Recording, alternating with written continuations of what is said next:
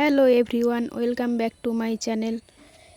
আর আমি সোমা, আমার আরেকটি ব্লগে আপনাদের সকলকে শুভেচ্ছা জানাই। আপনারা সবাই কেমন আছেন? আশা করি সবাই ভালো আছেন, আমিও ভালো আছি। আজ সোমবার, তো আজকে আবার আরেকটি ব্লগ নিয়ে চলে এসেছি। এর আগে আপনাদের শনিবার দিন একটা ব্লগ দেওয়া হয়েছিল, সেদিন আমার একাদশী ছিল, সেদিন কি কি করেছি আপনাদের দেখিয়েছি। তো গতকাল রবিবার গেছে, রবিবারে মানে একাদশীর পরের দিন আমার পারণ থাকে।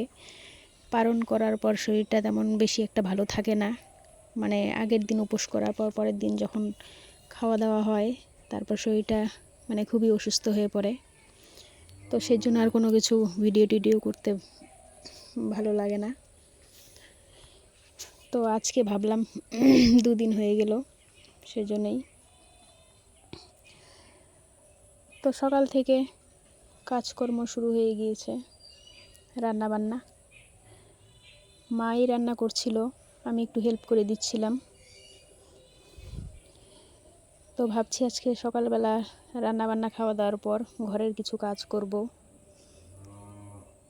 কেননা এখন সামনে পুজো চলে এসেছে। একটু ঘরের জিনিসপত্র ধোয়া মোছা পরিষ্কার করা, ভালো করে গুছিয়ে রাখা, এইসব। মনে হচ্ছে বৃষ্টিটা তো 2-1 দিন থেকে হচ্ছে, ঠান্ডা ঠান্ডা পড়বে আর কি। আর পুজোর সময় বৃষ্টি থাকে নাকি সেটা নিয়েই সম্ভাবনা। বৃষ্টি থাকলে তো প্রত্যেকের জন্য অসুবিধে। তো যাই হোক, এখানে দেখুন বাঁধাকপি রান্না হচ্ছে, আর এদিকে সয়াবিন, কুয়াশ, পটল, আলু এইসব দিয়ে একটা নিরামিষ তরকারি হচ্ছে। এই মিষ্টি কুমড়োর তরকারিটা আমিই খাবো। আর এদিকে ডাল, বাঁধাকপি এইসব দিয়ে সকালবেলা খেতে বসে পড়লাম। এই খাওয়া দাওয়ার পরেই কাজ শুরু করব আর কি। সকালবেলাই আমার মেন খাবার, মানে সকালবেলা খাওয়াটা একটু দেরিতে হলে আমার সমস্যা হয়, টাইমের মধ্যে খেতে হয়, যেহেতু আমার গ্যাসের সমস্যা। এর আগেও বলেছি, টাইম হলেই প্রচণ্ড খিদে পেয়ে যায়। সকালবেলা আমি ঘুম থেকে উঠে তেমন কিছু খাই না, চা তো খাইই না, অন্য কিছুও খাই না, সেই জন্য ওই ভাতই খাই একেবারে টাইম মতো। তো যাই হোক, খাওয়া দাওয়া সেরে তারপর ঘরে চলে আসলাম। এগুলো অনেক দিন থেকে পরিষ্কার করা হয় না। এই শোকেসের গ্লাসগুলো খুবই নোংরা হয়ে গিয়েছে। আসলে আমাদের ঘরে প্রচণ্ডভাবে ধুলো ঢোকে, তো এগুলো কয়েকদিন পর পর না মুছলে খুবই নোংরা হয়ে যায়। তাই কলিং দিয়ে দিয়ে কাচগুলো আর শোকেসের এসব পরিষ্কার করে নিচ্ছিলাম।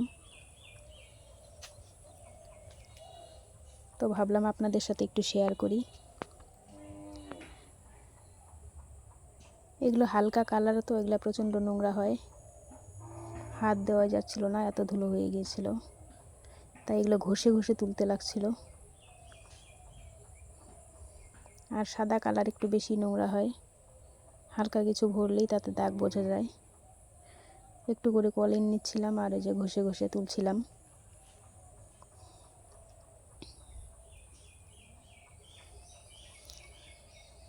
সব সময় তো এগুলো করা হয় না, তাই একটু যখন সময় আছে তাই ভাবলাম এগুলো করে নিই। পুজো চলে এসেছে, বাড়ি ঘর পরিষ্কার করলে নাকি মায়ের আগমন ঘটে।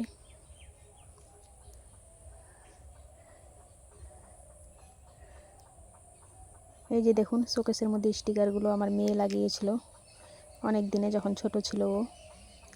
এখন বড় হয়ে গিয়েছে, কিন্তু তারপরেও ওই স্টিকারগুলো তুলতে দেয় না। ও খুব যত্ন করে রেখে দিয়েছে এগুলো, ওর পছন্দের স্টিকার।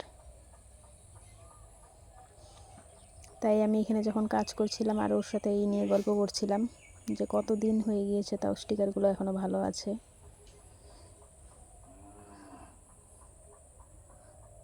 আর এই যে দেখুন, শোকেসে একটা ফটো লাগানো দেখা যাচ্ছে, ওটা আমার মেয়ের ছোটোবেলায়। ওই যে আমার মেয়ে আর ভাগ্নি দুজনেরই ছবি, ওরা যখন খুবই ছোট ছিল, সরস্বতী পূজায় তোলা ছবি। আসলে ছোটোবেলার ছবিগুলোতে অনেক আবেগ মিশে থাকে, আবেগ স্মৃতি, ওগুলো মাঝে মাঝে দেখলে ভালোই লাগে। ছোটোবেলার মানে চেহারার সঙ্গে বড়োবেলার চেহারার অনেক মানে অমিল, তখন একরকম থাকে, বড় হয়ে গেলে আরেক রকম হয়ে যায় চেহারা মুখ সব কিছুরই পরিবর্তন ঘটে। আর এই ফ্রিজটা যেহেতু আমাদের একদম কর্নারে পাশেই জানালা, সেজন্য এটাতে সবচেয়ে বেশি ধুলো এসে পড়ে। আর আমাদের যেহেতু হাফ ওয়াল টিনের ঘর, তো ওই টিনের ফাঁকা দিয়ে খুবই ধুলো ঢোকে। সেই জন্য যতটা পারি চেষ্টা করছিলাম পরিষ্কার করার।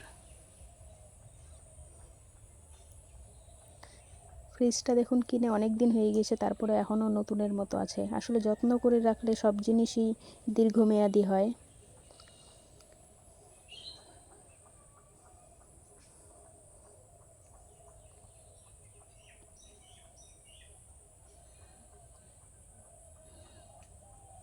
আর এই যে গোদরেজটা যখনই পরিষ্কার করতে যাচ্ছিলাম, তখনই ওই স্টিকারটা খুলে গিয়েছে। এটার আঠাটা আসলে কমে গিয়েছে, নষ্ট হয়ে গিয়েছে। তো যতবারই চেষ্টা করছি লাগানোর, লাগছে না, পড়ে যাচ্ছে। আর আমার মেয়ে ততই রেগে যাচ্ছে। এগুলো মেলা থেকে কিনে আনা হয়েছিল, তো তখন ওকে আমি বললাম যে ঠিক আছে, আঠা যখন নেই তো কোনো ব্যাপার না, সামনে আবার মেলা থেকে কিনে এনে লাগিয়ে দেব। দুটো ছিল, একটা একটা করে দুটোই নষ্ট হয়ে গেল। ওটা নিয়েও আমাকে বারবার বলছিল।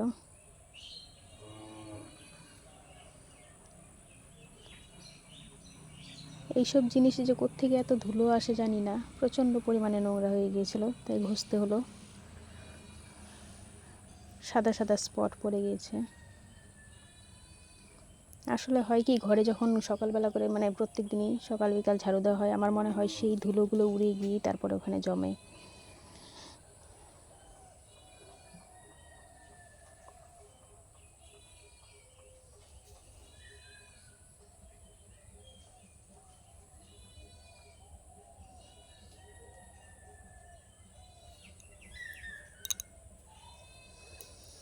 এরপর চলে আসলাম এই যে শীতের জিনিসগুলো, সোয়েটার টোয়েটারগুলো ঢুকিয়ে রাখা হয়েছিল।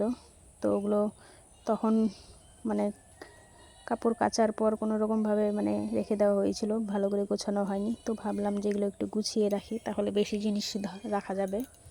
তো সেই জন্য এগুলো বের করে সোয়েটার টোয়েটারগুলো সব ভালো করে গুছিয়ে গুছিয়ে রাখছিলাম। আর কিছুদিন গেলেই তো আবার গরমের জিনিস সব তুলে রাখতে হবে, আবার শীতের ড্রেস বের করতে হবে। তো সেই জন্যই দেখছিলাম, জায়গা করে নিচ্ছিলাম আসলে। এই কাজগুলো হয়ে গেলেই আবার রান্নাঘরে যেতে হবে, দুপুরের জন্য রান্না করতে হবে। তো আজকে ভাবছি ডিম রান্না করব। ডিম আমি আর আমার মেয়ে খাবো, আমার মা খাবে না। তো দুজন মানুষের জন্য, সেজন্য 4টে ডিমই নিয়েছি। দুজনের দুটো দুটো 4টে হয়ে যাবে।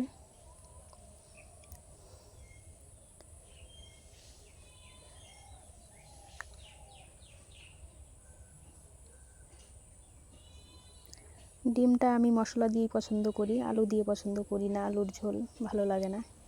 সেজন্য এই যে পেঁয়াজ কুচো দিয়ে দিলাম, পেঁয়াজ কুচো দিয়ে ভেজে নেড়ে চেড়ে একটু মশলা দিয়ে দিব, দিয়ে হালকা ঝোল দেব। দুজন মানুষের খাবার তো অল্প ঝোল দিলেই হয়ে যাবে।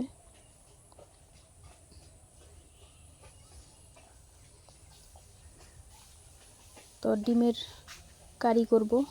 আর বাজার থেকে লাউ শাক আনা হয়েছে, ওই লাউ শাকটা হবে। লাউ শাকটা মা খাবে, সবাই খাবো, কিন্তু মানে শাক জিনিসটা মার বেশি পছন্দ, আমারও পছন্দ। প্রত্যেক দিন আমাদের খাবারের মেনুতে শাক কমন, শাক করলা ভাজা এগুলো কমন, এগুলো থাকতেই হবে। এগুলো না খেলে খাওয়াটা মনেই হয় না কোনো কিছু খেলাম করে।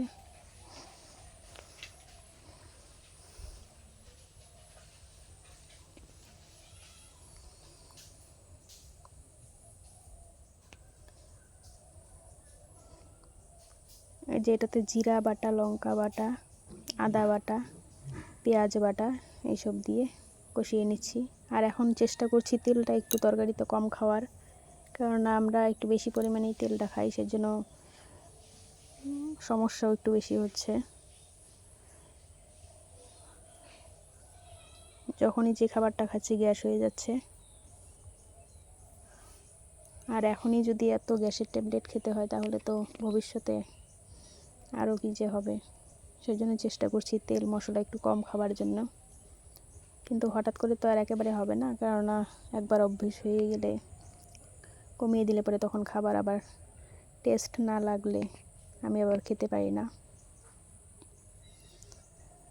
এই যে ডিমের ঝোল হয়ে এসেছে। এখন এই যে লাউ শাক, এখন বাজারে নতুন উঠেছে লাউ শাক, তাই লাউ শাকের একটু দামটা বেশি, কিছুদিন গেলে হয়তো কমবে।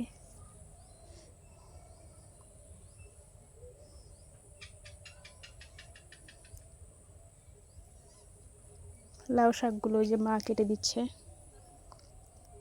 এই যে শাক বসিয়ে দেওয়া হয়েছে। তো বন্ধুরা, ভিডিওটার বেশি বড় করছি না, আজ এই পর্যন্তই। এরপর আবার দেখা হবে। আপনারা ভালো থাকবেন। আবার নেক্সট ভিডিওতে দেখা হবে আপনাদের সাথে। আজ এই পর্যন্তই।